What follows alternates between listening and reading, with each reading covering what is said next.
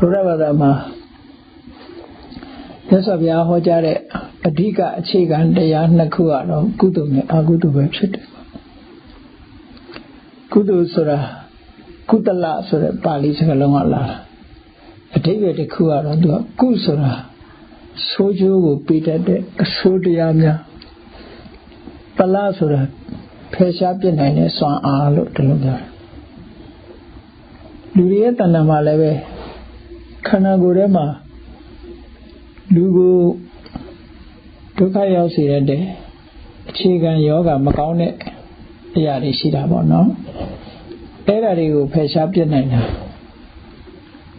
Suadasa Sitalove, Luria Satema Leve, Macone, Soju, Pipos in the Bawadiari Shini. Hey, the Bawadiarigo, Agudo Lucora. The Sagaloni teacher Mogano. Kutala, Kusura, a Sodium Yago, Tala, Peshapianine, 6 1 on the mule. A Sodium Yasura, but do they own so in the Sodium Yasura, Agudo Kore Yaribe. Asura, Eddie Sodium Yago, Peshanine, Swine that the Mahode, Sanjibet, the Wadiari, looked at the bear. And a Foido Kanagurema. Jamayo, Jew beauty, a yashi the Lu, Jamayo, Juma beauty, a yashi, so by my name. Todu say by my leve, Macone, Soju, Chiposi, the Yari she the Lu, Conju Chana, Chiposi, the Yanakushi. Era where Gudone Agudu to the corner. Gudone Agu. Say tell my chit, the Wawa de Anaku. Did Wawa de Anakua? Brigama Panzena Mahofo Saya Jaudiari, me Bido Kamani Yama, Tabawani Yama, the Kamani Yama Lusure, the board die. Diama the warrior, the law of nature, ya Chiponi Yari. John gave me Chitara Mo, John Shitty Bonam Saya Johnny John Setema Chiponi, the son on Naku. Eddie Naku,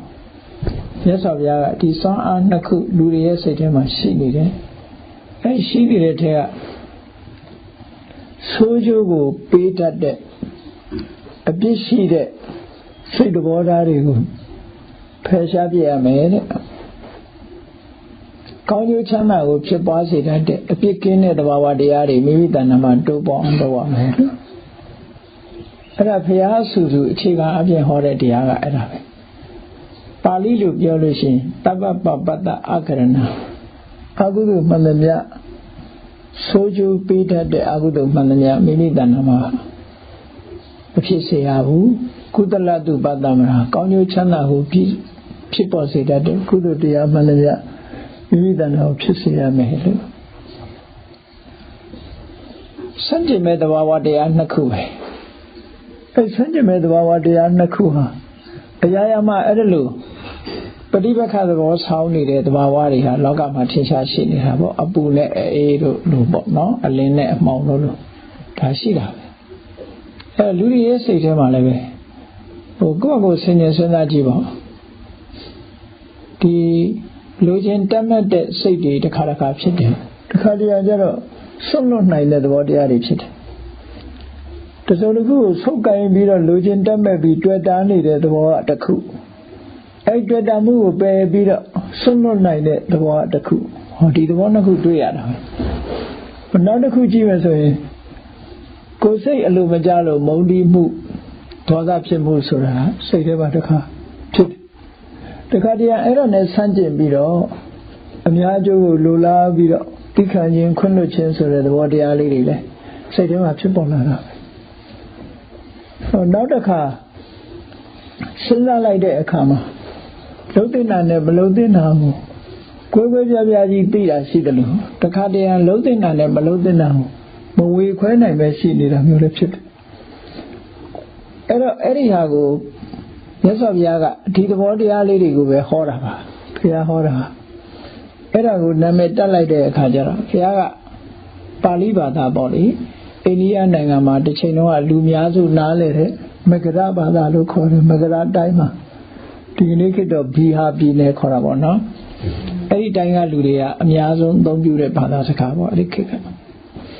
အဲ့ဒါကိုဒီကနေ့ခေတ်တော့မြတ်စွာဘုရားတရားတော်တွေမှတ်တမ်းတင်ထားတဲ့ဘာသာဖြစ်လို့သူကပါဠိဘာသာလို့နာမည်ပြောင်းလိုက်တာပေါ့နော်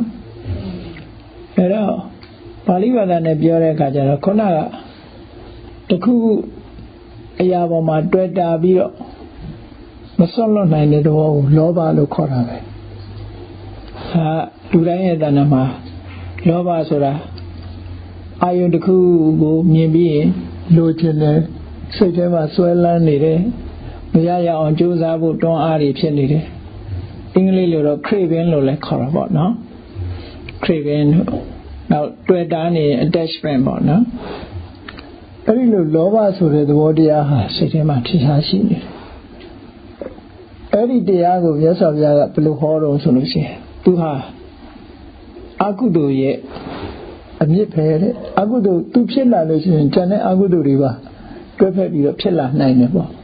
သူကအခြေခံသဘောတရားပဲတဲ့အကုသိုလ်အလုံးကိုဖြစ်ပေါ်စေတတ်တဲ့အရာဒါမို့အကုသလမူလ the root of immoral လို့ဒီလိုပြ the root of immoral root တော့ဒါလည်းတကယ်လည်းဟုတ်တာပဲလူချင်းမှုတွေ့တာမှုကိုအကြောင်းပြုပြီးတော့တခြားအကုသိုလ်တွေဘာတွေဖြစ်လာနိုင်လို့သူလူချင်းမှုကိုမထိမ့်သိမ့်လို့ရှိရင်ပို့ပြီးတော့လောဘကြီးလာတယ်လူချင်းလာတယ်လူချင်းလာလို့ရှိရင်ဒီလောဘကိုအကြောင်းပြုပြီးလူရတစ်ခုလောက်လာတယ်ပေါ့နောက်ဆုံးမှာကိုယ်ပစ္စည်းတွေကိုမဟုတ်ဘူးသူများပစ္စည်းပါမတရားလိုချင်တဲ့စိတ်တွေပါဖြစ်လာတယ်ပေါ့နော်လူချင်းမှုဆိုတဲ့အဓိပ္ပာယ်ကမတားဆီးနိုင်လို့ရှိရင်ပို့များလာဒါကဲတားဆီးနိုင်များပြီဆိုရင်တော့ရောသူကဒုက္ခမပေးဘူးလားဆိုပေးတယ်ဘယ်လိုဒုက္ခပေးတော့လို့ဆိုလူချင်းမှုနဲ့တွေ့တာမှုရှိနေသေးတယ်များသူကဘာဖြစ်လာတော့ဆိုအဲ့ဒီလူချင်းစရာအာယုံပေါ့တွေ့တာစရာပေါ်မှာသူကအများရန်ဆွေးရင်ကြောင်ကြမှုတွေဖြစ်လာတယ် worry ဆိုတာနော်တခြားစဉ်းစားကြည့်ဒီ worry ဆိုတဲ့တောကပေါ့ဒီတောကဆိုတဲ့သဘောတရားဟာအတွေ့အတာရှိတဲ့ပုံမှာဖြစ်တာလားအတွေ့အတာမဲ့တဲ့ပုံမှာဖြစ်တာလားဆိုတာစဉ်းစားကြည့်ပေါ့ကိုမတွေ့တာတဲ့လူပုံမှာတောကဖြစ်တယ်လို့မရှိဘူးကိုမတွေ့တာတဲ့ပစ္စည်းပုံမှာလည်းတောကဖြစ်တယ်လို့မရှိဘူးနော်ကိုမတွေ့တာတဲ့လူကိုမတွေ့တာတဲ့အရာပစ္စည်းဝတ္ထုကဘလောက်ပဲကောင်းကောင်းဘလောက်ပဲတန်ကြေးရှိရှိတောကဖြစ်တယ်လို့မရှိဘူးတော့ကိုကငါဟာလို့သတ်မှတ်လိုက်တာနဲ့တပြိုင်နက်လောဘကအခြေဆိုင်လိုက်တာနဲ့တပြိုင်နက်ပါလာတော့ဆိုအဲ့ဒီ worry ဆိုတာလာတော့တာပဲစိုးရိမ်လားစိုးရိမ်လာတဲ့အခါစိုးရိမ်စိတ်ဆိုတာဘာဖြစ်တယ်လဲ stress ပေါ့စိတ်ဖြစ်စီမှုတွေဖြစ်လာအဲ့ဒါကိုပြောတော့မြတ်စွာဘုရားဆိုးကျိုးကိုဖြစ်ပေါ်စေတယ်ဆိုတာပြောဟိုတခြားရှိဝေးဝေးကိုမမြင်ရတဲ့ငရဲကြတာတွေဒုက္ခရောက်တာတွေဒါတွေကိုမစင်စားနဲ့အောင်နော်ဒီတွေ့တာမှုဆိုတဲ့လောဘပေါ်လာလို့ရှိရင်အနည်းဆုံးကိုတွေ့တာတဲ့တရှိတတ္တဝါကိုတွေ့တာတဲ့တက်မဲ့ပစ္စည်းဝတ္ထုတစ်ခုဖြစ်သွားမှစိုးရိမ်တယ်ဖြစ်သွားရင်လည်းစိုးရိမ်တယ်မဖြစ်ခင်လည်းစိုးရိမ်တယ်ပေါ့အဲ့ဒီတောကဆိုတာတကယ်တော့စိတ်ထဲနှလုံးထဲမှာပူလောင်စေတဲ့တရားပဲတောကဖြစ်လို့စိတ်ချမ်းသာတယ်လို့ဘူးမှမရှိဘူးနော်တော့နောက်ဆုံးမှတွဲစရာမရှိဘူးဆိုရင်လူဟာတွဲစရာပါရှိတယ်ဆိုကိုယ့်ကိုယ်တွဲတာတချို့ကတော့အေးသားသမီးမရှိဘူးအေးဆေးဆေးပဲဘာမှလည်းပူပန်စရာမရှိဘူးလို့စိတ်ကထင်တယ်ဒါဆိုပူပန်စရာတော့ရှိနေရှိတယ်ပြောင်းပြီးပူနေတာပဲလေသူ့မှာပူစရာမရှိကိုယ့်ကိုယ်ပူမှာပဲလူဆိုတာအဲ့ဒါဘာကြောင့်ပူတာတုံးလို့အခြေမြစ်ကိုလိုက်ရှာလိုက်တဲ့အခါခဏလောဘအချောင်းအဲ့ဒီပူပန်မှုကိုဖြတ်ချင်လောဘကိုပယ်ရမှာဒါဘယ်လောက်ထင်ရှားတော့ဆိုပစ္စည်းလေးတစ်ခုကိုပိုင်းနေတဲ့အချိန်နဲ့ကိုကနေပြီးတော့ရောင်းချလိုက်လို့ဖြစ်စေတူတယောက်ကိုပေးလိုက်လို့ဖြစ်စေတူမတူကိုစဉ်းစားကြည့်လိုက်ပါပစ္စည်းတစ်ခုကကိုယ့်လက်ထဲမှာရှိတဲ့အချိန်ကအနေအထားမျိုးနဲ့ကိုကဆွန့်လွတ်လိုက်တဲ့အနေအထားမျိုးမတူတော့ဒီပေါ်မှာသဘောထားပြောင်းသွားတယ်အဲ့ဒါဘာကပြောင်းတာတုံးဆိုဒီလောဘရှိတယ်နဲ့မရှိအဲ့ဒါကိုမြတ်စွာဘုရားဟောတာကာမတောဇာယတိတောကောတဲ့တောကဆိုတာလူချင်းစရာတွေကိုလူချင်းနေလို့တောကဖြစ်တာတဏှာယဇာယတိတောကောတောကဆိုတာတွေ့တာမှု တတ်မဲ့မှုဆိုတဲ့တဏှာရှိနေလို့ဖြစ်တာတဏှာမရှိရင်တောကဆိုမဖြစ်ဘူးအဲ့ဒါကိုဟောတာတောကဆိုတာအဆိုးတရားပဲပေါ့နော်စိတ်ရပူလောင်စေတတ်တဲ့တရားအဲ့ဒီအဆိုးတရားကိုဖြစ်ပေါ်စေတတ်တဲ့လောဘဟာလည်းအဆိုးတရားပဲကောင်းကျိုးချမ်းသာမှုမပေးဘူးလို့ဒီလိုဆိုလိုတာအများသောအားဖြင့်လူတွေကတော့လောဘဒီလူဆိုတာလောဘတော့ရှိမှာပဲလို့ဒီလိုတွက်ပြီးပေါ့သူ့ကိုသဘောထားတယ်မဟုတ်ဘူးမြတ်စွာဘုရားဟောတာတကယ်စိတ်ချမ်းသာမှုတောကကင်းကင်းနဲ့နေနိုင်တယ်ဆိုလို့နေချင်တယ်ဆိုရင်ဒီလောဘကိုပဲရှော့ချမှာနောက်ဆုံးမှာဉာဏ်နာပုဂ္ဂိုလ်တွေဖြစ်သွားပြီဆိုလို့ရှိရင်တွေ့တာစရာဆိုသူ့မှာမရှိတော့ဘူးနောက်ဆုံးကိုယ့်ကိုယ်တော့မတွေ့တာတော့ကိုယ့်အသက်လည်းမတွေ့တာတော့ကိုဘာဖြစ်လို့မတွေ့တာတော့ဆိုအမှန်မြင်သွားလို့မတွေ့တာနော်စိတ်ညစ်လို့မတွေ့တာတမျိုးအမှန်မြင်လို့မတွေ့တာတမျိုးစိတ်ညစ်လို့မတွေ့ဘူးဆိုတော့တွေ့စရာရှားနေတာဒီတစ်ခုစိတ်ညစ်လို့ရှိရင်နောက်တွေ့တာစရာတစ်ခုသွားတာပဲသူကနော်ခုနယဟန္တာဖြစ်သွားပြီဆိုတာကြတော့ဒီတစ်ခုကိုစိတ်ပြတ်တာမဟုတ်ဘူးတဘာဝကိုအမှန်သိသွားတာဒီတွေ့တာရဲ့အဖြစ်တွေကိုအမှန်သိသွားတဲ့အခါကျတော့သူ့ကိုဖယ်ရှားပြစ်နိုင်တာဘာနဲ့ဖယ်ရှားပြစ်တာတော့လို့ဆိုတော့ခုနအလောဘဆိုတဲ့သဘောတရားနဲ့ဖယ်ရှားပြစ်တာဒါပေါ့အလောဘဆိုတာ non attachment non craving လို့ဒီလိုဘာသာပြန်မဲ့အစား anti attachment anti craving attachment တို့ craving တို့ပယ်ဖြတ်ပြစ်နိုင်တဲ့သဘောတရားလို့ဆိုလို့သူကဖယ်ရှားပြစ်တာအဲ့ဒါကိုမြတ်စွာဘုရားဓမ္မလို့ပြောတာပဲအဲ့တော့ဒီဓမ္မဟာစဉ်းစားကြည့်လိုက်ပဲဆိုရင်ဆူတောင်းရတဲ့ဟာလည်းမဟုတ်ဘူးဘာသာတရားနဲ့လည်းမဆိုင်နော်လောကမှာလူတွေကဘာသာတရားဆိုပြီးတော့ယုံကြည်ကြကိုးကွယ်ကြတယ်အဲ့တော့တရားစဉ်းစားကြည့်မိတယ်ဘုန်းကြီးတို့စဉ်းစားကြည့်မိတယ်လောကလူတွေဟာကဘာဥပ္ပစာပြီးတော့လူတွေဟာအမှန်ကိုမသိသည့်အတွက်ကြောင့်သူတို့လူတွေရဲ့စိတ်ထဲမှာကြောက်စိတ်ဝင်လာတယ်ကြောက်စိတ်ဝင်တယ်ဆိုတာတဘာဝစွမ်းအားကြီးတွေကိုကြောက်တယ်ဆိုတော့မိုးချိန်တာတို့မုန်တိုင်းတို့ဒါမျိုးတွေကိုကြောက်တယ်ပေါ့သူဟာအဖြေမထုတ်နိုင်တာတွေဆိုရင်သူကတွေးကြောက်တော့ဘာတွေလုပ်တော့ဆိုရင်ဒါတကူရှင်ကြီးတွေရဲ့တကူရှင်ကြီးတွေစိတ်ဆိုးလို့ဒီလိုလှုပ်ထားနေမှာပဲသူတို့တောင်းမှမယ်ပူဇော်မှပဲဆိုလှုပ်လိုက်တဲ့အချိန်မှာသူကသူတော်ဘာအလျောက်အရှိန်ကုန်လို့ဖြစ်သွားတဲ့ဟာလေးတွေကိုလူတွေကအကြောက်ပြေသွားတော့ဒါတို့ပူဇော်လိုက်လို့တို့ကိုးဝယ်လိုက်လို့တန်းတလိုက်လို့ပျောက်သွားတယ်လို့ယူဆရတာနေပြီးတော့အစွဲလန်းကြီးတစ်ခုဖြစ်သွားအဲ့ဒီကနေစပြီးတော့နတ်ကိုးကွယ်မှုဆိုပေါ်လာ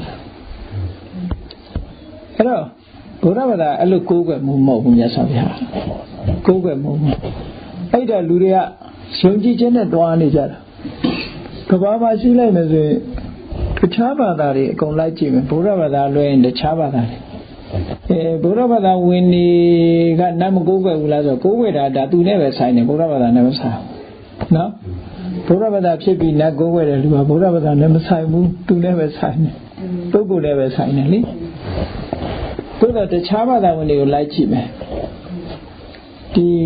အမတမရှင်းကြတယ်လို့ပြောကြတဲ့ဟိန္ဒူဘာသာမန္တဟိန္ဒူဘာသာဆိုတာဗြဟ္မဏိစင်းပါပဲဗြဟ္မဏိစင်းကအဖျားခံလာသူကဘာကိုးကွယ်တယ်လဲသူလည်းနတ်ကိုးကွယ်တာသူကိုးကွယ်တဲ့နတ်ကဗြဟ္မာဆိုတာလည်းကောပဲလေသူကဗြဟ္မာဆိုတဲ့စကားလုံးကနောက်ဆုံးအလုံးလေးကသူကအခရာဆုံးတယ်ဗြဟ္မာနောက်တစ်ခါသူကဒုတိယအဆင့်ကိုးကွယ်တာဘိဒနုမြန်မာလိုသူတို့ခေါ်ဗိရှနုအဲ့ဒါဥထုံးနောက်တတိယကိုးကွယ်တာတော့တိဝလို့ခေါ်တယ်ဗမာသူတို့ခေါ်ရှိပံမအဆုံးတယ်အဲ့တော့အဲ့ဒီသုံးလုံးပေါင်းလိုက်ရင်အရယ်ဥရယ်မရယ်အခရာသုံးလုံးဟိန္ဒူကျောင်းတွေကတွေ့လိုက်မယ်ဒီအခရာလေးသုံးလုံးကိုတခါတည်းရေးထားအရဟံလို့အပေါ်လေးအပြောက်ကလေးနဲ့တင်ပြီးတော့လေအလေးလို့ရေးထားတွေ့ဖတ်တဲ့အခါကျတော့အုံလို့ဖတ်တယ်အုံလို့ဖတ်တယ်ဆိုတာအရယ်ဥရယ်မရယ်အဲ့ဒီသုံးလုံးကိုပေါင်းဖတ်တဲ့သဘောတူတာအာဥဒီလိုသဘောမျိုးအာဥမအဲ့ဒီသုံးလုံးကိုပေါင်းဆိုတာအဲ့ဒီပေါင်းဆိုတာတခြားမဟုတ်ဘူးသူတို့နတ်ဘုရားသုံးစုကိုတန်တာတဲ့သဘောပဲ အဲ့ဒါကိုဘုရားဘာသာတွေအတိတ်ပဲမသိတော့အုံခံပြီးတော့ရွတ်နေတယ်အဲ့ဒီပြတော့နော်တကယ်ကတော့အုံဆိုတာဗြဟ္မာရဲ့ဘိသနိုးရဲ့တိဝါရဲ့ဗြဟ္မာကိုသူတို့က creator လို့သတ်မှတ်တယ်ကဘာကြီးဖန်ဆင်းတာသူကဖန်ဆင်းတာဖန်ဆင်းရှင်ကြီးလို့ဣဆွာရလို့လည်းခေါ်တယ်သူတို့စကားနဲ့အဲ့ဒီမှာဗြဟ္မာကြီးက creator ဒီတနိုးနတ်က protector ကဘာကြီးကိုစောင့်ရှောက်ပေးတယ်လို့ဆိုပြီးနောက်ဆုံးဟာကဘာကြီးပြတ်မှာဆိုတော့သူက destroyer နောက်ဆုံးလို့အဲ့တော့ creator ရဲ့ protector ရဲ့ destroyer ရဲ့အဲ့ဒီအင်အားစုကြီးသုံးခုကိုသူကဒါနတ်ပဲဆိုပြီးတော့ကိုးကွယ်တယ်ဒါအလွန်အရှိကြဆုံးဘာသာကိုးကွယ်မှုတစ်ခုပေါ့နော်ဗြဟ္မဏိစမှာကိုးကွယ်တယ်ဆိုတာဘာတွေကိုးကွယ်တော့ဆိုသူတို့ရဲ့ခုံတွေကျေးဇူးတော်တွေကိုရွတ်ဆိုတယ်ပူဇော်တယ်မိပူဇော်တယ်ဗာနဲ့ပူဇော်တယ်ညာနဲ့ပူဇော်တယ်သူတို့ဘုံတော်ပွဲတွေပေါ့တီးဆိုပြီးတော့ကိုးကွယ်တယ်ပူဇော်တယ်အဲ့လိုလုပ်တယ်ပူဇော်ပြီးတော့သူတို့ရဲ့ချီးမြှင့်မဲ့ blessing ကိုတောင်းတယ်ပေါ့သူတို့နဲ့အတူဖြစ်ပြရစေဆိုတာမျိုးတွေတောင်းအဲ့လိုမျိုးဒါသူတို့ဘုရားဘာသာနဲ့မတူတဲ့ဘာသာတရားတစ်ခုပေါ့နော်နောက်တစ်ခါခရစ်ယာန်ကိုကြည့်အောင်မလားခရစ်ယာန်လည်းသူက God ပဲသူကိုးကွယ်တာ creator ပဲပေါ့သူလည်းပဲ Holy God ရဲ့ Son ရဲ့ Holy Ghost ရဲ့သူလည်းသုံးမျိုးပဲ Trinity ဆိုပြီးတော့နော်ကိုးကွယ်မှုမှာအဲ့ဒီမှာလည်းပဲတေချာစဉ်းစားကြည့်ရဆိုရင်ခရစ်တော်ကိုကိုးကွယ်တယ်လို့ဆိုတဲ့နေရာမှာသူကခရစ်တော်ကသူက God ရဲ့တမန်တော်သားတော်အနေနဲ့ဆိုပြီးတော့လာတာဟုတ်ဒါသူတို့ဆိုပေါ့ Bible တွေဘာတွေမှာပေါ့နော်ဒါသူတို့ယုံကြည်ချက်တွေပေါ့လေအဲ့ဒီ God ဆိုတာ creator ပဲသူကဘာကြီးကိုသူကဖန်ဆင်းတယ်လို့ဆိုပြီးတော့ဖန်ဆင်းမှုနဲ့လာခဲ့တယ်အဲ့တော့ဘုရားဗြဟ္မာဆိုတာနဲ့မထူးဘူးပေါ့ဖန်ဆင်းတယ်လို့ယုံကြည်တာချင်းတူတူပဲပေါ့နော်နောက်ပိုင်းကျင့်စဉ်တွေဘာတွေဆိုတာကတော့ခုနကလိုတဖြည်းဖြည်းချင်းတည်ထွင်လာပြီးတော့နောက်ဆုံးသူတို့ရည်ရွယ်ချက်ကပါတော့ဆိုဒီခေါင်းနဲ့ပြန်ပေါင်းမှုပဲဟိန္ဒူတွေကလည်းဒီခုနကဗြဟ္မာနဲ့ပြန်ပေါင်းရင်သူတို့ကမောက္ခလွတ်မြောက်ခြင်းပဲပြီးတော့ခရစ်ယာန်မှာလည်းပဲတူတူပဲထာဝရဘုရားသခင်နဲ့ပြန်တွေ့တာဟာသူတို့ heaven လို့ပြောတာဟောကောင်းကင်ဘုံပြန်ရောက်တယ်ဆိုတာနော်အဲ့ဒီပုံစံနဲ့သူတို့ကျင့်စဉ်တွေကဥတည်ပြီးလောက်တာ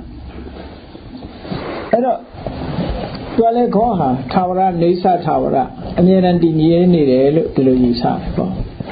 ယူဆတဲ့အတွက်ကြောင့်အဲ့ဒီကိုကောင်းကင်ဘုံကိုတန်တပြီးတော့လှုပ်နေကြတာဒါလည်းဟိန္ဒူနဲ့ဘာမှမထူးခြားဘူးဆောင်ရွက်ပုံဒီမင်းနာဒီ aspect ပဲကွာသွားတာပေါ့နော် practice လေးပဲကွာသွားတယ်ပုံစံဒီအဖြာထွက်လာတဲ့သဘောပဲအဲ့ဒါလည်းတကယ်ကတော့နတ်ကိုးကွယ်မှုပဲအကောဆိုနတ်ပဲပေါ့နော်တကူရှင်ကိုကိုးကွယ်တဲ့သဘောပဲပေါ့အဲ့ဒါတွေဟာအကုန်လုံးကိုယ့်ရဲ့စွမ်းအားတွေကိုမျက်ကွယ်ပြုထားတဲ့သဘောပဲ depend on others လို့ပြောတကယ်လက်တွေ့ကြတော့ depend on others ကဖြစ်မဖြစ်ကိုယ်စဉ်းစားကြည့်ရလောကကြီးမှာကလေးတယောက်ဘွဲရဖို့ဆိုတော့ကိုယ်တိုင်ကြိုးစားရတာလေကိုယ်တိုင်ကြက်ရတယ်မကြက်လို့မရဆိုတော့အားလုံးဟာစွမ်းအားတွေကကိုယ့်ပေါ်မှာပဲရှိတယ်သို့တော့လောကလူတွေယုံကြည်ကြတာစွမ်းအားတွေဟာအပေါ်မှာရှိတယ်တကုရှင်တွေမှာတော့ရှိနေဆိုတော့အဲ့ဒါမတူထူးကြီးထူးခြားတယ်ဘုရားဘာသာကအဲ့ဒီစွမ်းအားတွေပေါ်မှာအာရုံမပြုဘူးကိုယ့်ရဲ့စွမ်းအားဆိုကိုယ်တဏ္ဍာမှာပဲရှိတယ်ကိုယ့်ရဲ့စိတ်ထဲမှာပဲရှိတယ်ခုနပฏิပက္ခဆောင်းနေတဲ့သဘောနှစ်ခုကလည်းကိုယ်တဏ္ဍာမှာပဲရှိတယ်အစ္ဆဒလို့ခေါ်တာပေါ့နော် internal ပေါ့ internal force နဲ့ external force နှစ်ခုများတော့ဖြင့်လူတွေကယုံကြည်တာ internal နဲ့ external ဆို external force တွေကိုကိုးဝဲတဲ့ဘာသာတွေပဲများတယ်နောက်မွတ်စလင်ကြည်အောင်မလားသူကလည်းအန်လာဆိုပြီးတော့သူ့ကိုပူဇော်တဲ့အလုပ်လုပ်တာပဲလေဒါလည်းခင်ကြိုက်တယ်ဆိုအလုပ်ပဲလုပ်တယ်သူကဖန်ဆင်းတယ်အရာရာမှာဥဆောင်တယ်ဆိုအဲ့တော့အဲ့ဒါတွေအားလုံးဟာ faith လို့ခေါ်တဲ့ယုံကြည်မှုအခြေခံရတယ် ယုံကြည်မှုအခြေခံဘာလို့ယုံကြည်မှုအခြေခံတာတော့ဆိုသူတို့မှတိုက်ရိုက်သိမြင်မှုဆိုတာမရှိဘူးစာဟိန္ဒူကလည်းဗြဟ္မာကိုမြင်မှုတဲ့လူတယောက်မှမရှိဘူးတွေ့ဘူးတဲ့လူလည်းတယောက်မှမရှိဘူးပုံမြင်နေတော့ရှိကောင်းရှိမှာပေါ့လေတကယ်မတွေ့နိုင်တဲ့အရာတွေပဲပြီးတော့သူတို့ဟောတယ်ဆိုတာလေတစ်ဆင့်ကနေကြီးပဲအကုန်လုံးလာအဲဒီကျမ်းစာတွေဖတ်ကြည့်လိုက်တစ်ဆင့်ကနေကြီးပဲအကုန်ဟိုတဲ့ဟောတာလို့မရှိဘူးပေါ့နော်ဆန်းနေဆိုတာလေတယောက်ယောက်ကပြောတာပဲသူကိုယ်တိုင်နဲ့တွေ့ရခဲ့များတော့ကဒုတိယဘာသာတွေလည်းကြည့်လိုက်မယ်ဆိုအဲ့တိုင်းအဲ့တော့ခြုံပြီးတော့ပြောမယ်ဆိုလို့ရှိရင်ဖန်ဆင်းရှင်ကိုယုံကြည်ပြီးတော့ကိုးကွယ်တဲ့ဘာသာတခြားဘာသာတွေဖန်ဆင်းရှင်ကိုယုံကြည်ပြီးတော့ကိုးကွယ်ဘုရားဘာသာကဖန်ဆင်းရှင်ကိုယုံကြည်ကိုးကွယ်တဲ့ဘာသာမဟုတ်ဘူးအတ္တဟိအတ္တနောနာထောကိုအာကိုပြီးတော့ကိုစွမ်းစာကိုတန်ဖိုးထားတဲ့ဘာသာတစ်ခုအဲ့တော့ဘုန်းကြီး2008ခုနှစ်တုန်းကဩစတြေးလျဗီယက်နမ်တက္ကသိုလ်ကြီးဖိတ်ထားတယ်အဲဒီကိုရောက်သွားတယ်။ချာမီသွားရင်တော့အဲ့ဒီ2ရက်သူတို့နဲ့စိတ်ကြောင်ဟောပါလို့ဆိုဘုံကစိတ်ကြောင်ဟောတယ်။စိတ်ကြောင်ဟောပြီးတဲ့အခါသူတို့ဒီမှာ psychology တို့ philosophy တို့အပမောက္ခတွေလာကြတယ်။ဒါပြီးအဲ့ဒီတယောက်ကမေးတယ်အားလုံးကသူတို့ခရစ်ယာန်တွေကြီးပါများပါတယ်ဗီယက်နမ်တက္ကသိုလ်ကြီးမှာပေါ့လေသူတော့သိရများဘူးသူအစိတ်30လောက်ပဲရှိသူတို့စာသင်ခန်းမလေးတစ်ခုထဲမှာ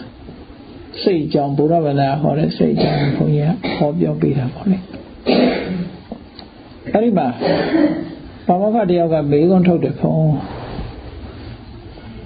ခရစ်ယာန်နဲ့ဘုရားဗလာဘာကွာလဲတဲ့သူပြောတော့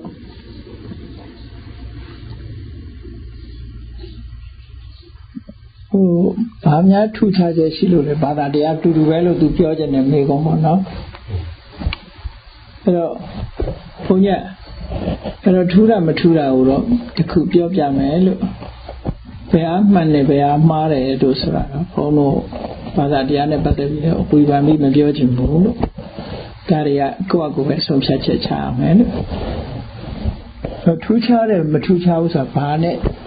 ပြောတာလေလို့ဘယ်ပေါ်မှာကင်ပြောတာတော့ဆိုတော့သူက creation နဲ့ပတ်သက်ပြီးပြောတာပေါ့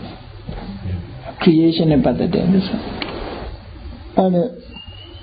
ဒါ creation နဲ့ပတ်သက်လာတဲ့ပေါ်မှာယုံကြည်ချက်2မျိုးရှိတယ်ပေါ့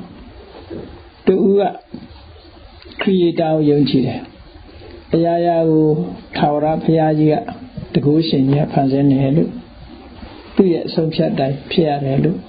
ယုံကြည်တဲ့လူကတရားလို့နောက်တစ်ယောက်ကအဲ့ဒါကိုညှင်းဆိုတယ်လို့ကိုအားကိုးတယ်ယုံကြည်တယ်ကဲဒီလူတစ်ယောက်ရဲ့အခြေအနေတစ်ခုပြောရအောင်လို့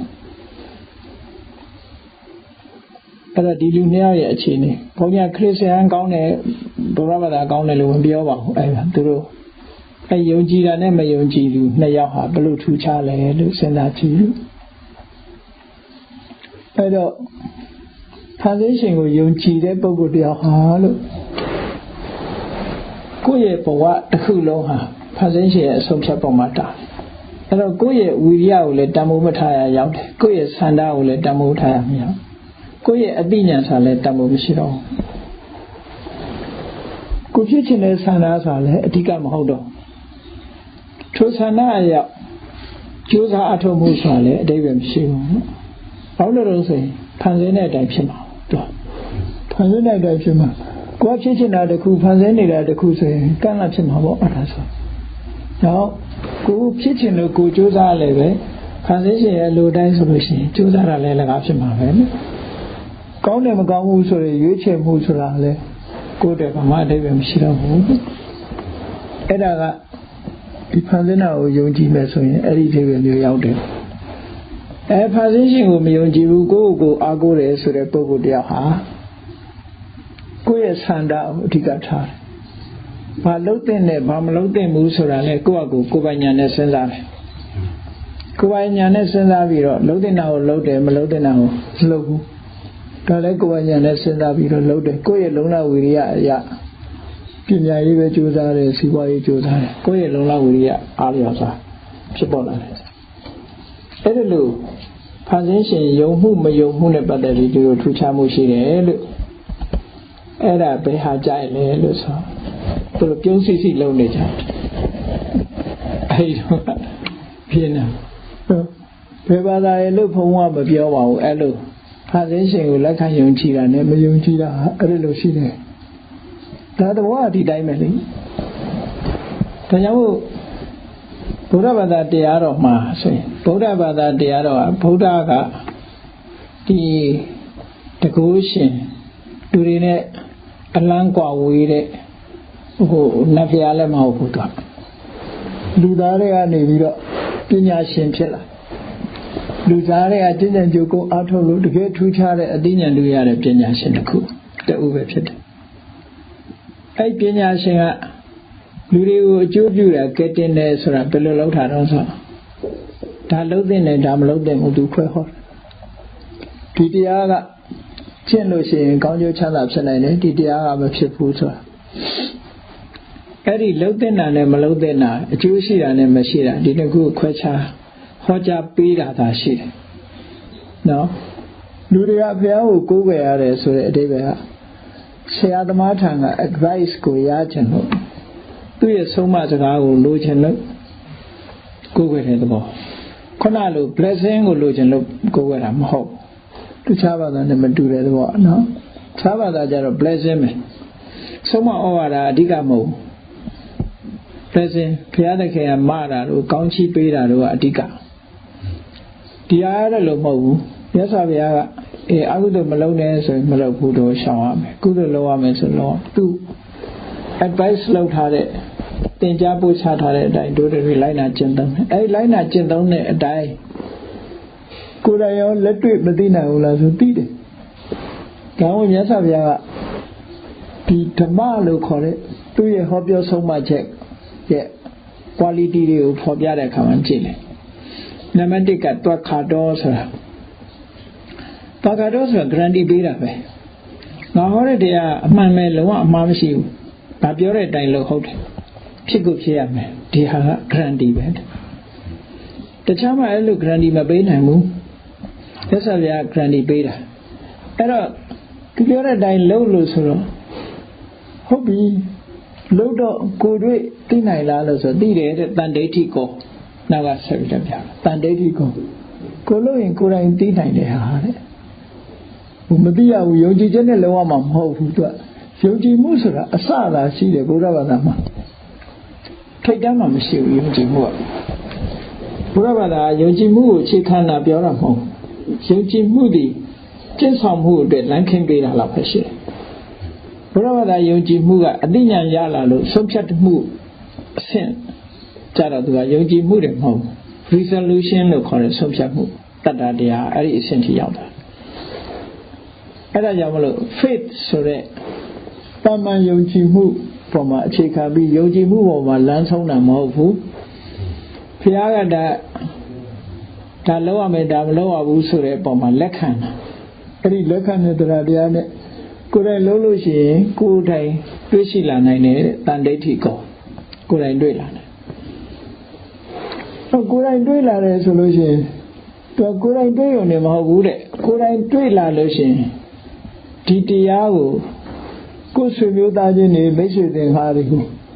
လာပါစမ်းကြည့်စမ်းပါအေဟိပတိကောအေဟိဆိုတာလာပါပတ္တမင်းစမ်းကြည့်စမ်းပါတကယ်လုပ်ကြည့်စမ်းပါအခုလို့အခုရပါတယ်ဆိုရယ်ဖိတ်ခေါ်ပြီးတောင်ပြနိုင်တယ်လို့ဆိုလို့လေအလေးညာဆိုရင်အဲ့လိုလုပ်လို့မရဘူးလေလာပါကြည့်ပါဆိုရင်မဟုတ်တာတွေ့ရင်မဟုတ်သူကတကယ်လုပ်ရင်တကယ်ဖြစ်တဲ့အတိတ်ပဲကိုပြောတာနော်အဲ့ဒါလို့ကိုယ်တိုင်လည်းမြင်နိုင်တယ်ကိုယ်မိတ်ဆွေတွေကိုလည်းပြလို့ရတဲ့အစစ်အမှန်ဖြစ်တယ်ဆိုတဲ့တရားကိုတဲ့ကိုယ်စိတ်ထဲမှာအခုပဲနှလုံးသွင်းအခုပဲငြိမ်းချမ်းမှုကိုပေးနိုင်တယ်ဟုတ်တယ်ပေါ့မြတ်စွာဘုရားတရားတော်ဥပမာလူတယောက်ဟာတယောက်ပေါ်မှာမုန်းတိတဲ့စိတ်တွေဖြစ်နေတယ်ဆိုရင်မြတ်စွာဘုရားကမုန်းတိတဲ့စိတ်မထားနဲ့မေတ္တာပွားလိုက်ပါ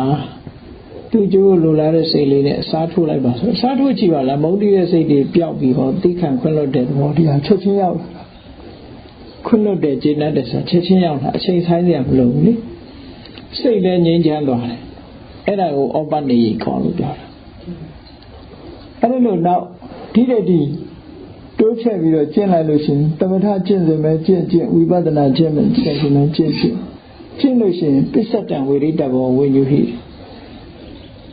ပညာရှိတဲ့ပုဂ္ဂိုလ်တိုင်းဟာကိုယ်တိုင်နားလည်နိုင်တယ်ကိုယ်တိုင်ခံစားသိရှိနိုင်တယ်လို့ဒါတွေကမြတ်စွာဘုရားဟောတဲ့မြတ်စွာဘုရားရဲ့ advice လို့ပဲပြောပေါ့ဘုရားရဲ့ teaching ရဲ့ quality တွေပဲသူကဘုရားကိုးကွယ်တယ်ဆိုတာအဲ့ဒီ quality တွေရအောင်ကိုကြိုးစားဖို့ပဲသူဒါလို့ဆိုတာကိုလုပ်ပေးဖို့ပဲသူကဒါကိုပြောမယ်ဆိုရင် teacher တို့ကို advisor အနေနဲ့ဘုရားကိုကိုးကွယ်တာလက်ဆင်းပေးတဲ့ပုဂ္ဂိုလ်အနေနဲ့ကိုးကွယ်တာမဟုတ်ဒီဒိဗ္ဗေမျိုးကိုဆိုလိုတာပေါ့နော်ကောင်းပြီအဲ့ဒီမှာတခြားဘာသာတွေနဲ့ဘုရားဘာသာမတူတဲ့နောက်တစ်ချက်ကပါတော့တခြားဘာသာတွေမှာ faith လို့ခေါ်တဲ့တတ်တာကိုပဲအခြေခံတယ်။ဒါပြောယုံမွေးအဓိကထာဝရဘုရားကိုယုံထာဝရဘုရားရဲ့အမည်နာမပေါ်နဲ့နော်ကောင်းကြီးပေးတာကိုယုံကြည်ကြည်လက်ခံအဲ့ဒါဟာအဓိကပဲသူတို့ထာဝရဘုရားရှိလားမရှိလားလို့မစူးစမ်းလေနဲ့ထာဝရဘုရားကဖန်ဆင်းတယ်ဆိုရင်ထာဝရဘုရားကိုဖန်ဆင်းတဲ့သူကဘယ်သူလဲလို့စဉ်းစားစရာမလိုဘူးသူတို့နော်အဲ့ဒီလိုဘာသာရေးနဲ့ပတ်သက်ပြီးတော့ဒီလိုစူးစမ်းလိုက်မယ်ဆိုလို့ရှိရင်သူကလက်မခံနိုင်စရာတွေဖြစ်လာမှာပေါ့လေအဲကြောင့်မို့လို့သူကယုံကြည်မှုကိုအဓိကထားတယ်ဘုရားဘာသာကြတော့အဲ့လိုမဟုတ်ဘုရားဘာသာမှာတရားဆိုတာမရှိဘူးလားဆိုရှိတယ်ဘုရားဘာသာတရားကပါလဲလို့ဆိုရင်ကုသိုလ်အကုသိုလ်ဆိုတာရှိတယ်လို့လက်ခံမှုပဲအဲ့ဒီတရားမျိုးပြောတာနော်ကုသိုလ်အကုသိုလ်ဆိုတာရှိတယ်အဲ့တော့အကုသိုလ်ဆိုတာမကောင်းတဲ့အကျိုးပေးတယ်ကုသိုလ်ဆိုတာကောင်းတဲ့အကျိုးပေးတယ်အဲ့ဒါကိုလက်ခံယုံကြည်ပြီးတော့အဲ့လက်ခံယုံကြည်မှုကအစလေးပဲရှိသေးတယ်တကယ်ဟုတ်တာမဟုတ်တာကကိုယ်တိုင်လုံးကြည့်တဲ့ရရှိလာတဲ့အသိဉာဏ်ကမှတကယ်ဒါကြောင့်ဘုရားဘာသာရဲ့အနှစ်သာရသင်ကြားချက်ကဘာလို့ဆိုရင်မဂ္ဂင်7ပါးလို့ခေါ်တယ်မဂ္ဂင်7ပါးဆိုတာမက္ခဆိုတာunity တခုပဲဖွဲ့စည်းထားလူတွေရဲ့စိတ်ထဲမှာရှိတဲ့စိတ်ဆွမ်းအားတွေကိုစုစည်းလိုက်တာတော့မက္ခဆိုတာ the unity of 8 factors unity လို့တာဘာတွေ unity တော့ဆို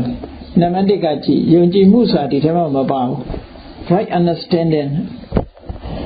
တော့ right view တမ္မာဒိဋ္ဌိ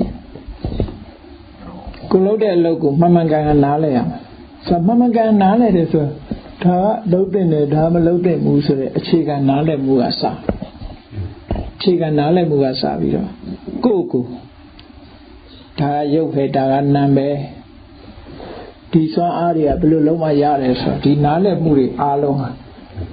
ဒီ right understanding လို့ခေါ်တယ်တမ္မာဒိဋ္ဌိအရာရာမှာဒီတမ္မာဒိဋ္ဌိကအရေးကြီးဆုံးမို့မြတ်စွာဘုရားကမဂ္ဂင်7ပါးမှာပညာနဲ့ဥဆောင်ပြီးတော့ဟောထားတာသူကခေါင်းဆောင်သွားမှာအကုန်လုံးဒါမို့မဂ္ဂင်7ပါးကိုဟောတဲ့ဟာဟောစဉ်အနေနဲ့ဟောပြီးမယ်လို့ဘုရားရဲ့ဥတည်ချက်က right understanding ဟာအရေးကြီးဆုံးပဲဒီ Buddhist practice တခုကိုလုပ်တဲ့နေရာမှာ right understanding ဟာအရေးကြီးဆုံးဥပမာဒါနလုပ်တယ်ဆိုရင်ကံကံဤအကျိုးကိုလုပ်တာအကျိုးရှိတယ်ဆိုတာသိမြင်ဖို့လိုတယ်ပေါ့နော်သိတာအသိဉာဏ်ရှိဖို့လိုတယ်ပေါ့ကိုယ်တိုင်ဒါလုပ်ရင်ဒါရတယ်ဆိုတာအသိဉာဏ်ရှိဖို့လိုတယ်ဒါအခြေခံအပြင်မြန်မာပါဠိစကားနဲ့ပြောမဆိုရင်ကမ္မတက္ကတာတမ္မာဒိဋ္ဌိလို့ခေါ်တယ်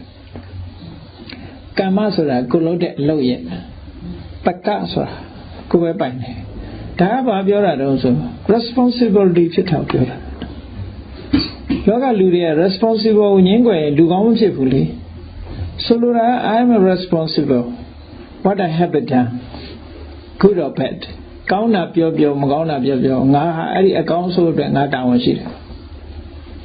ဒါသဘာဝပဲမဟုတ်လားတကယ်လဲတာဝန်ရှိတာလေ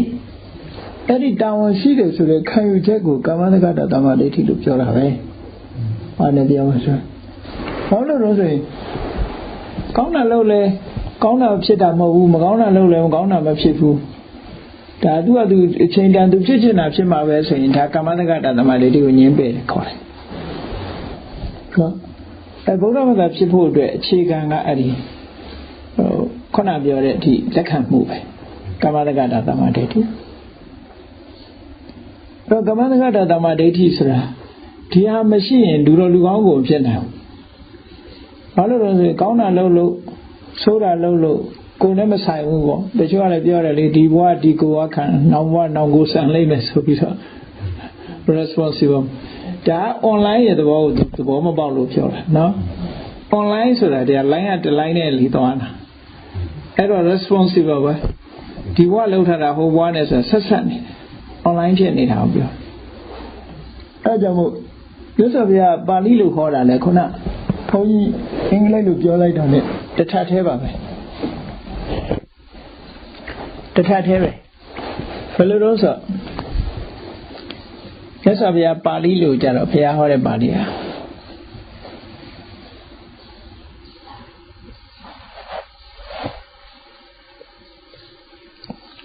ယံကမ္မံဂရိတန္တိကလျာဏဝပပကံဝတတ္တကမ္မတဒါယတော်တဲ့ဘာလုပ်လို့ကောင်းတာလုပ်လို့ဆိုးတာလုပ်လို့အဲ့ဒီကံရဲ့အမွေကိုငါပဲခံမှာဒါအဲ့ဒီလိုစဉ်းစားရမယ်အဲ့ဒီလိုမြင်ရမယ်ဒါလက်တွေ့လေဒီတိုင်းပဲလေကိုလုံးထားကိုခံရတာပဲအကုန်လုံးကိုကြိုးစားရင်ဒီဘဝမှာလည်းပဲကောင်းကျိုးချမ်းသာရတာကိုမလို့ရင်ကိုကောင်းကျိုးချမ်းသာမရဘူးပေါ့နော်မဟုတ်တာလို့ရင်လည်းကိုခံရရတယ်အဲ့ဒါကြောင့်မို့ဒီအတွေးခေါ်ဟာဒါကမ္မတက္ကတာတမ္မာဒိဋ္ဌိအသိဉာဏ်လို့ခေါ်တယ်သူကအဲ့တော့အင်္ဂလိပ်လိုပြန်တော့ခုနလိုပဲသူက the I'm in the area of higher ပဲသူက area ပဲသူအမွေခံမဲ့လေ what I have done good and bad the responsible ဖြစ်တာကိုသူလက်ခံတဲ့သဘောဘာလို့ကိုလုံးသမျှကိုနဲ့ပဲသက်ဆိုင်တယ်လို့ဒီအမြင်ဟာအခြေခံအားဖြင့်ဒါဗုဒ္ဓဘာသာကြီးမြင်ရမယ့်အမြင်မို့တမ္မာဒိဋ္ဌိဆိုအဲ့ဒါကိုပြောတာဒီတဲ့အစစ်မြင့်လာတဲ့တမ္မာဒိဋ္ဌိကြတော့ဘာဖြစ်လာတော့ဆိုလောကယောက်ျားရဲ့မိန်းမရဲ့သူရဲ့ငါရဲ့ဒီလိုခွဲခြားနေတာတွေဟာအပေါ်ယံလေးပဲကိုကြည့်ပြီးတော့ခွဲနေတာဒီကြတော့လူမှလည်းပဲ body နဲ့ mind ပဲရှိတယ်ယောက်ျားမှလည်း body နဲ့ mind ပဲရှိတယ်နော် body ဆိုရုပ်ခန္ဓာကိုယ်ကြီးနဲ့ mind စိတ်ဒါပဲရှိတာပဲလေစာလို့ပြောရင်လည်းရုပ်နဲ့နာနှစ်မျိုးတည်းပဲရှိတယ်ဆိုဒါဒီနှစ်ခုပေါင်းစပ်ပြီးတော့ဖြစ်ပေါ်နေတယ်စွမ်းအားတွေဒီနှစ်ခုပေါင်းထားလို့ဘာနဲ့ဥပမာတူလို့ဆို robot ဆိုစက်ရုပ်နဲ့လားသဏ္ဍာန်တူတယ် robot စက်ရုပ်ကသူဘက်ထရီစွမ်းအားရောဘာရောအကုန်လုံးစုထားတဲ့အခါသူကစကားပြောတယ်ဘာလုပ်တယ်အကုန်လုံးတာပဲလေထဲထဲဖြတ်ကြည့်လိုက်ရင်တစ်ခုနဲ့တစ်ခု separate လုပ်ထားလို့ရှိရင်သူ့မှာဘာစွမ်းအားမှမရှိတော့လူဘုန်းကြီးတို့တွေတဲ့ခန္ဓာကိုယ်ထဲမှာလည်းပဲဒီကုလုံးဖြတ်ကြည့်လိုက်ဘာမှရှိမှာမဟုတ်စိတ်နဲ့ယုံနဲ့ဒီနာနဲ့ယုံနဲ့ဒီနှစ်ခုပေါင်းစပ်မိတဲ့အခါကျမှစွမ်းအားတစ်ခုဖြစ်နေတာသူကအဲစွမ်းအားလေးပေါ်ပြီးတော့လှုပ်ရှားနေတာပြောတယ်ဆိုတယ်လှုပ်တယ်ဒါသဘာဝအမှန်ပဲအဲ့ဒီသဘာဝအမှန်ကိုသိတာကြတော့သူကဝိပဿနာတမ္မာဒိဋ္ဌိလို့ခေါ်တယ်အဲ့တော့ meditation ဆိုလုပ်တဲ့နေရာမှာအဲ့ဒီဝိပဿနာတမ္မာဒိဋ္ဌိဉာဏ်ရအောင်လုပ်နေကြတာပဲဟိုကာမတက္ကတာတမ္မာဒိဋ္ဌိကတော့တရားကျင့်တဲ့အနေနဲ့ကျင့်ရမှာမဟုတ်ဘူးကိုအသိဉာဏ်တစ်ခုရဖို့ကြိုးစားဖို့ပဲအဲ့ဒီနှစ်ခုအခြေခံအပြင်ဥတည်ပြီးတော့မြတ်စွာဘုရားမဂ္ဂင်၈ပါးမှာတမ္မာဒိဋ္ဌိ right understanding right view ဆိုတာဒီလိုဟောတယ်အဲ့ဒီ right view ဆိုတဲ့ right understanding ရှိဖို့ရအတွက်ဘာလို့တော့ဆို right thought မမှန်ကန်ကန်စဉ်းစားတတ်ဖို့တမ္မာသင်္ကပ္ပလိုတယ်ဟုတ်တယ်ဒါလည်းအတွေးမှားသွားလို့ရှိရင်အသိလည်းမှားသွားမှာပဲပေါ့နော်မမှန်ကန်ကန်တွေးထက်အမယ်လို့ဆိုလို့တယ်အဲ့တော့ဒါတွေမမှန်ကန်ကန်တွေးတတ်လာအောင်အခြေခံဘာရစရမလဲလို့ဆိုလို့ရှိရင် Tama wasa, tama kavanda, tama asiva. Morality ya yejide durema. Say by saya, when you would morality ya they talk with you. Below talk with you at home, solution. Ludiaha, Gojin de Apiani, Ludiaha. I had a few of my say light and a bazilla, to look at a lawyer there, a ye may la told her. No, go childland. That of our woman. Moda loader, go la childland. Eddie childland moody, Makaya on look. Go moda malovu so that morality. No net to a Sikanyatare, Tamawasa. Go low go, Sikanyatare, Tamangamanda. Go them we want young loader a kama. For do slight on it, them we want young malovu singere. Era de Shida, but I don't say. Now, Mahota Malofu solution, do their yayin. Say that was yayin lady. Mahota looked at a lua, do Lulia would do a Johnny, Johnny Chilla. Madina said it Chilla, you bought. Mahota looked at Machida Lugondi of a bomb chapter. Eddie, that you yavo de Pia moralities or horror. That's in a Saturday, Harley. A boy and little mo. Say by say a logo load on my solution. The morality at the yechi. The morality count of is a baptile. Lua say at the Jamushila. Sheila and go pianduela in Wanda. Wanda of Bamoza local. Piti fite, piti. Go say Ninyane, Padadi. Say Chana go Chana Sheila, Tuka. Ajayan Tamari Sati Nila, Sati Nila, Bavile, Yetabuda, Yanada, Abshamani with Dila. But Tamarine, Pinago, Udibiro, for supporting low bid condition event. Tajamolo, the morality of Mary Sebarema, Yasafia, Tamawasa, Tamangamanda, Tama Asiwa to tell. Era Tebido, now by Jarok, Baloa Maras, Titani Lumia, Kona. Right understanding right thought young Baloamness, right effort. Josa Lola. Josa Surania Male, Blue Josa Male Sura, the Josa Mu, live it leader and Josa. Kona Asa, Poibio the Lube, Macone and Asuri, Gaune and Asushi. Good on the Agudo Shirimo, Eriva, Agudo Nesabio, Josa Munakuloa. Kudo Nessa be the Josa Munakulo. Agudo Nessa de Josa Munakua Barose. Kudanama Agudo Mapse on Sopaya Vandanamante. Sope de Esa, Chipping Bio Mapse Ongo. She sends out her looked her up, no? Pilla Galusi, Pavia don't say, Peshabi on Josa, the Agudone. Uame say soda lucian, sing so on, sorry. Same as so me on Sope Tower loot. Solar lotion, let Chachini Peshan on Josam. Eddie Josamu Naku, Namawaya Malu Konawe, right effort. Diabila Lazama be the Konavega Josavu loaded. Kudo say Mapide and Pian Loa, Chibila Kudo say they do while on Loa. So I know Kone go Bawanjim Oma, Mita Matana and they was in Tana on Josam. Tana Lavi saying, Kaimala on Josa. Hadi Josa Mu Leaku, Tamawaya Malu Konawe. Eddie, Sanitaja Alu Josa like their kama. Palo Allah Lelusui. Kusilia. Ayo the Kunet, Tinini would look at the phone. Paulo don't say, Ayo yet the Bawa with Tibo solution. Ayo Moma say Lea to a catnip will look. The tea. Let look Chinny Lucian, the Timamu, Kumia, so that I do a Pamamima. But I would go Susami solution, the Tia Can. So I preceded the Kudan where at Damawe,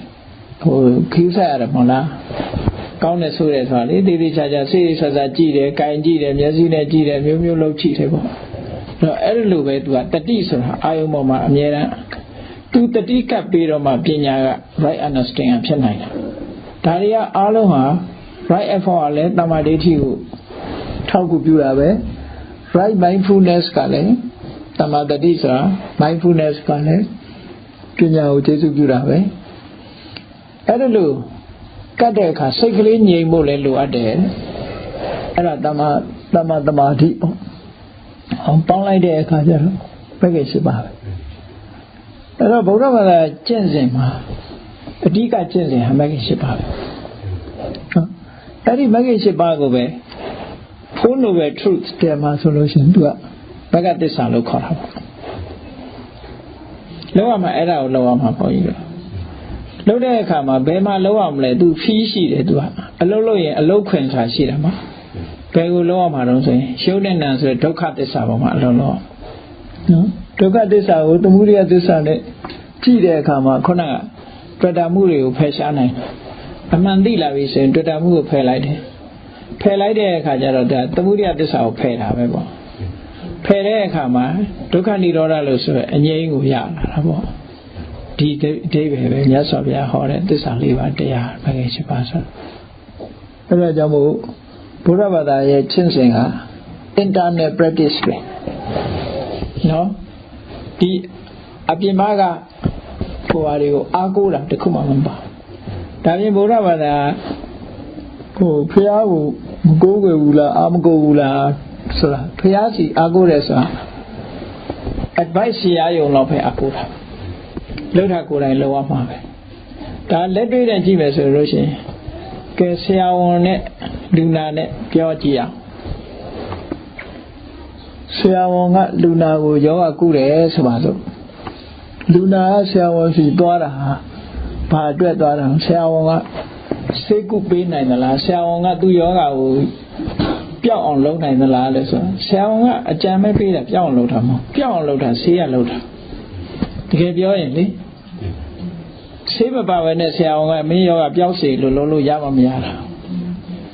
အဲ့တော့ဆရာဝန်စီသွားတာဘာလို့ဆိုယောဂအကြောင်းသိဖို့ရယ်ဒီယောဂပျောက်တဲ့နိလန်းကိုသိဖို့ရယ်စားမဲ့ဆေးဝါးနေထိုင်နေကိုသိဖို့သွားပြီးတဲ့အခါဆရာဝန်ကနေပြီးတော့အေးဒီလိုနေဒီလိုထိုင်ဒါမစားနဲ့ဒါစားဟောဒီဆေးတောက်သူပြောတဲ့အတိုင်းလုပ်တဲ့အခါယောဂပျောက်သွားတယ်ဘုရားဘာသာဘုရားကိုးကွယ်တယ်ဆိုတာအဲ့ဒီအဓိပ္ပာယ်မျိုးပဲပြောမှဆိုမြတ်စွာဘုရားတရားပဲပေးတာပဲလေဘုရားစီသွားတာခုန advice ရဖို့သွားတာလေသွားပြီးရင်ခုနလုံးဝမှာကိုယ်တိုင်ကြည့်ရမှာတရားပဲကိုယ်တိုင်ဆေးစားရတယ်လို့တော့ဆရာဝန်ကဘလောက်ဆေးတွေညွှန်လိုက်မတော့ဘဲနဲ့ကောင်းအောင်ထားတဲ့လူနာတွေပဲယောဂပြောင်းအောင်တာဒီလိုရှိတာပေါ့နော်အဲ့တော့လက်တွေ့နဲ့ကြတော့ဒီတိုင်းပါပဲအဲ့တော့ကြည့်မယ်ဆိုလို့ရှိရင်သစ္စာ၄ပါးဆိုဒီမှာဒုက္ခသစ္စာကိုရှင်းရှင်းလင်းလင်းကြီးမြင်အောင်မဂ္ဂသစ္စာလို့ခေါ်တဲ့ဒီစိတ်ဆွမ်းအား၈ခုထူထောင်အောင်ဒီပေါ်မှာအလုံးလုံးတာအလုံးလို့ရင်နဲ့သူကတွေ့တာမှုတွေကိုဖယ်ရှားလိုက်တယ်တွေ့တာမှုဖယ်ရှားလိုက်နိုင်တယ်နဲ့အင်းငိမ့်မှုဆိုချုပ်ငိမ့်မှုဆိုတဲ့တောကချုပ်ငိမ့်သွားတာတို့ဘာတို့ stress တွေချုပ်ငိမ့်သွားတာတို့အဲ့ဒီချုပ်ငိမ့်မှုဆိုတဲ့နောက်ဆုံးမှာယုံနာသင်္ခါရတရားတွေအလုံးချုပ်ငိမ့်နေဆိုနိဗ္ဗာန်ထိအောင်မျက်မှောက်ပြုနိုင်တယ်လို့ဒါတခြားဘာသာနဲ့ဘုရားဘာသာမတူညီတဲ့သဘောတရားတွေဟာလက်တွေ့ကျင့်သုံးပြီးတော့ကြည့်မယ်ဆိုလို့ရှိရင်အမှန်တမ်းထင်ရှားတယ်ဘုန်းကြီးတို့တွေဟာတကယ်လောက်ရမှာတော့ဒီအလုပ်ကိုတကယ်လုပ်မှကိုယ်တိုင်လက်တွေ့အကျိုးခံစားနိုင်တဲ့အလုပ်ဖြစ်တယ်လောက်ကြည့်တာနဲ့တပြိုင်နက်ကိုယ့်ကိုယုံကြည်မှုဆိုတာအခြေခံပြီးတော့သိမြင်မှုပေါ်မှာလက်တွေ့လုပ်လို့လက်တွေ့မြင်လာတဲ့ပုံမှာယုံကြည်မှုဆိုတာပို့ပြီးတော့ပြင်းထန်လာပို့ပြီးတော့ခိုင်မာလာနိုင်အဲ့ဒါကိုဒသနမူလိကတတ္ထာလို့ခေါ်တယ်တတ္တဗံဖြစ်သွားရင်အဲ့ဒီပညာကိုအခြေပြုတဲ့ပညာရှိတဲ့တရားတရားကမှတကယ်အပြောင်းလဲမရှိတဲ့တရားတရားမြတ်ကန်းယုံကြည်တာမျိုးမဟုတ်တော့ဘူးပေါ့ကိုယ်တိုင်သိပြီးတော့ယုံကြည်တယ်ဆိုတဲ့အနေအထားမျိုးရအောင်ကြိုးစားအထောက်အမှာဖြစ်တယ်လို့ကိုယ်စီသဘောကျပြီးကြိုးစားအထောက်နိုင်ကြပါစေကုန်သတည်း